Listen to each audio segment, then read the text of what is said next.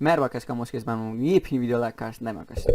Bugün hep beraber Ezel'in videosunu izleyeceğiz. Ezel'in Kürtçe şarkı söylediği videosunu izleyeceğiz. Ve hep beraber tepki vereceğiz bu videoya. Bir önceki videomda kardeşim monto mu deniliyor, ona ne deniliyor unuttum.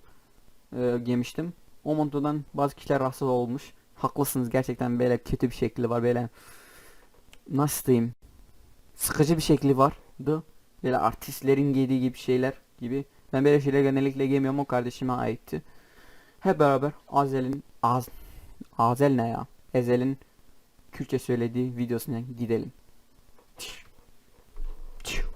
Önemli. Bunu demek önemli. Kral Kürtçe şarkı söylüyor.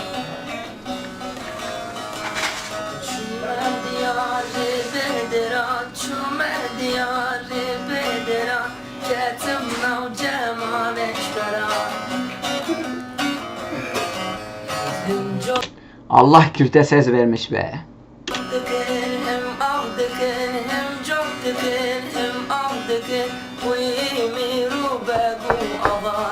Herbici.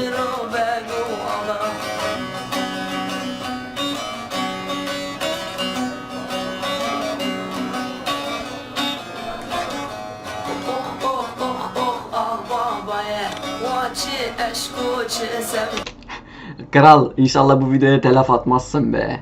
Gerçekten sevdiğim için izliyorum seni. Herbici.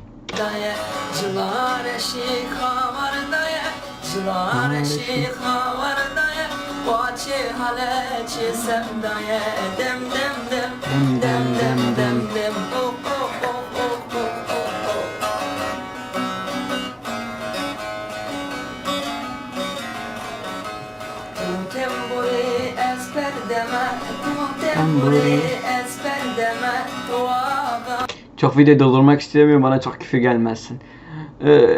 Umarım kral böyle çıkıp da böyle Kürtçe şarkı çıkar ya. Kürtçe rap böyle. Patlar bence, vallahi gerçekten patlar.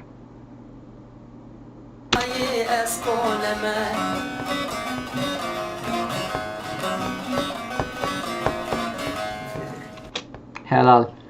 Böyle gerçekten çıkıp da böyle Kürtçe bir rap çıkarsa nasıl güzel olur ya. Vallahi gerçekten bence çok izlenir.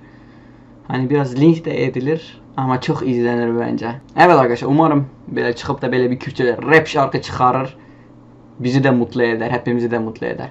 Bu videonun bu kadardı. Videomu beğendiyseniz beğenmeyi ve alttan kanalıma abone olmayı unutmayın. Başka videoda görüşmek üzere. Sizi çok seviyorum. Bye bye. Es kurdum, lele yar, lele yar.